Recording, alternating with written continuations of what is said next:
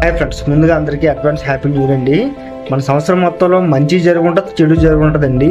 చెడు అనేది ఈ సంవత్సరంలో వదిలేసి మంచితో మనం ముందుకు వెళ్దామండి. కొత్త సంవత్సరంతో మనం ఇప్పుడు 2 బ్యాచ్లు చెప్పుకుందండి. అందులో మొదటిది ఏంటంటే 31st వచ్చిందంటే ఫుల్గా డ్రింక్ చేసి గట్టిగా కేకలు వేసి ఎంజాయ్ చేస్తూ బైక్ మీద స్టాంప్ చేయడం అండి. సెకండ్ పర్సన్ వచ్చినప్పటికీ వాడి ఫ్యామిలీ ప్రాబ్లమ్స్ కొన్ని ఉంటాయి, ఆయన బయటకు మొత్తం నవ్వుతూ ఉంటాడు.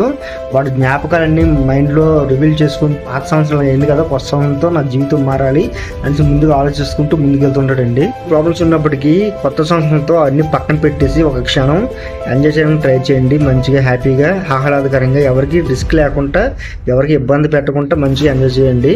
అలాగే నా తరపు నుంచి చెప్పే ముఖ్యమైన ఉద్దేశం ఏంటంటే ప్రతి ఒక్కరి జీవితంలో ఈ కొత్త సంవత్సరంతో మంచి మలుపు తిరగాలని నా మనస్ఫూర్తిగా కోరుకుంటున్నానండి.